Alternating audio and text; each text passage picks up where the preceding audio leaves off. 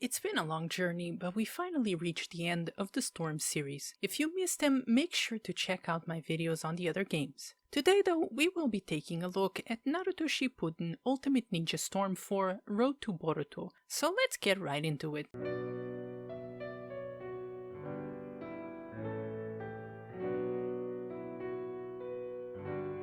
Storm 4 is a direct continuation of Storm 3 Full Burst, and as of yet, the last installment of the Naruto Storm franchise. Right off the bat, there are three major differences between Storm 4 and all its predecessors. First off, the visuals have gotten a pretty good boost. Being at the time developed for next-gen consoles surely helped, but everything looks so good. Don't get me wrong, all other Storm games look absolutely amazing, but Storm 4 is next level. There are moving parts on some battle backgrounds, the animation feels better overall, everything is bigger and flashier, sometimes to the detriment of the frame rate, but this mostly only happens on story mode where things get chaotic, but still, it's something that happens. The second major difference, and the biggest and my personal favorite combat change, is the leader swapping, meaning when you pick a character and two supports, while in combat you can swap which character you are using. You share everything between characters. I absolutely adore this change. It makes the game so much more interesting. Not only does it give you 3 different movesets each battle, but it also lets you extend combos and call a support and then immediately change characters. The third major change is the separation between adventure mode and story mode. Adventure mode follows the template of previous games, so an open world-ish map with various locales, side quests, and a main plot to finish. This time around being set after the ending of the Shippuden story, following Naruto, Shikamaru, and Gaara in 3 adventures that connect together. They're basically an excuse to remember old parts of Naruto's story, but nevertheless it's pretty fun, even if a bit repetitive, just like it was on all the other Storm games.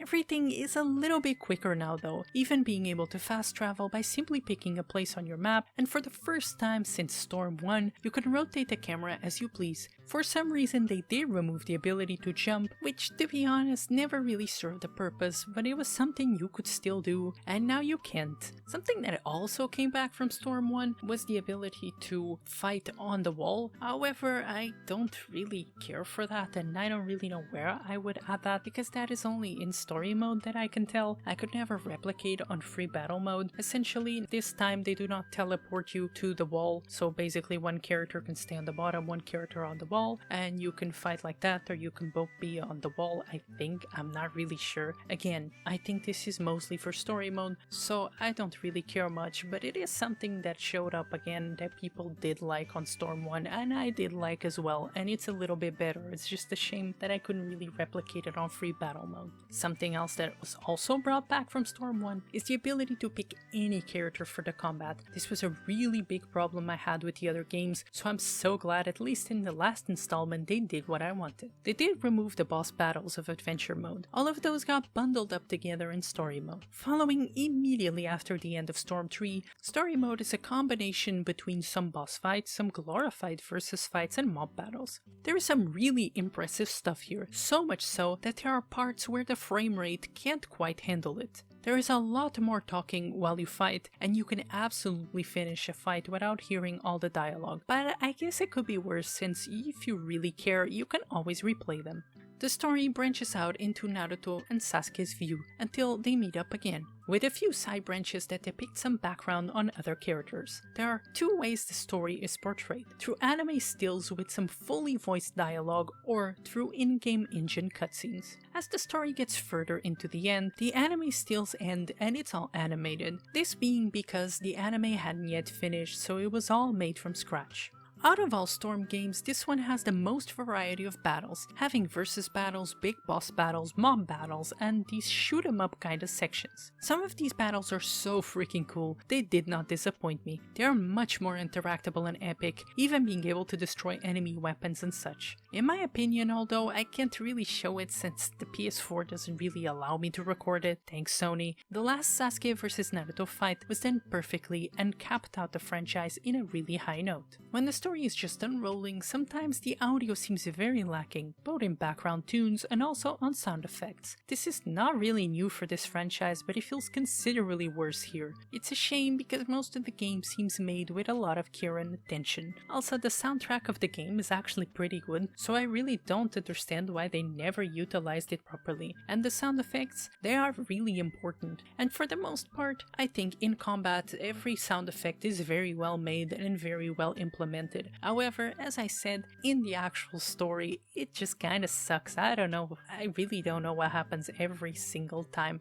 but it always feels like there's something slightly off. And of course, in adventure mode, they still never bother to give them voices or anything. I guess there's like a little scene where there is or two, but most of it is just reading, which I get because it would be very expensive and time consuming to have the people voice every single dialogue that would be in the adventure mode. So I don't really care about that, it's just something.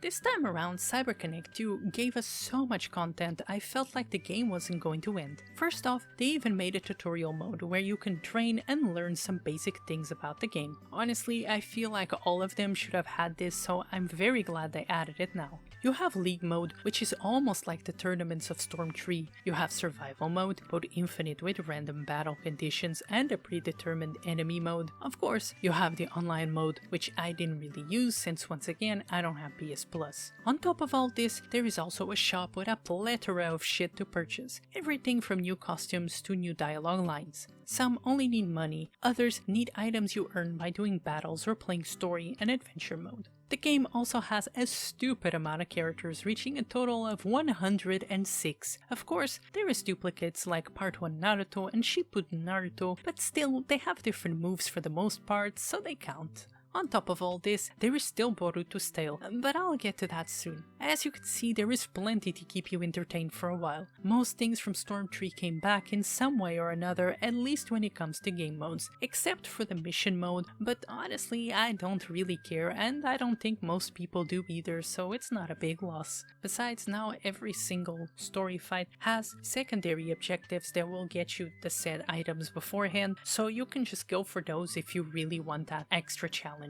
Honestly, there's not much I need to talk about left. I mean, most of the game stayed similar to its predecessor. We lost ultimate decisions and no more instant awakenings, but we did trade them for 2 separate campaigns, leader swapping, and uniquely animated team ultimate jutsus, at least for specific pairings. Something else that changed were the ringouts, which no longer instantly KO you. Now you simply lose a bit of health and show up back at the arena. There's also no more support types like before. Now every character has a specific thing they can do, whether it's take the ultimate jutsu for you or help you recover chakra faster. It gives them a bit less flexibility but makes them feel slightly more strategic, so I'm okay with that. The options menu is also surprisingly better, with more subtitle options and even button mapping.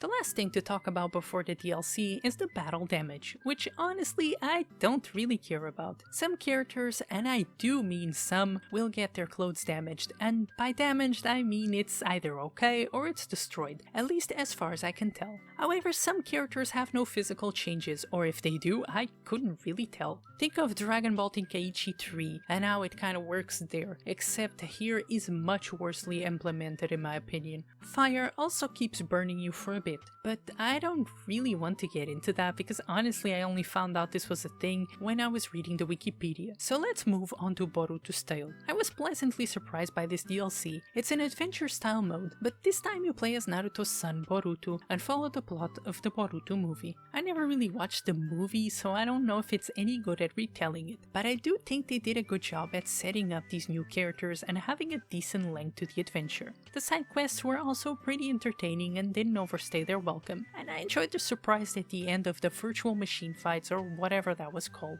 Overall, I think this was a great addition to a super fun game. Storm 4 is my overall favorite Storm game, and although I am glad to be done with these videos, I will miss the excuse to dump hours into them. The entire franchise is a love letter to fans of Naruto, filled with fan service of all kinds. The combat is so much fun, and over the years it only got better. As I've said before, I highly recommend at least Storm 4 if no other, especially if you are a fan of Naruto. As far as I have played, there is no better arena fighter right now, although Demon Slayer do be looking good, but I haven't really tried that yet. The point is, Storm 4 is great, and if anything looked good throughout this video, definitely give it a try. And with this I say goodbye to the Storm series. I would have loved to have covered Generations and Revolution, but I have no way of getting footage for them right now, so maybe in the future, but for now I will stick to the mainline games. And for anyone who watched this video or multiple of these videos, thank you so much for watching. This one was a little bit shorter, but I didn't really feel like uploading it for absolutely no reason. You know, like I'm doing right now. Anyway, the next video is already being worked on and hopefully won't take an eternity, so stick around and subscribe to check it out. Thank you so much for watching, leave a like and see you next time.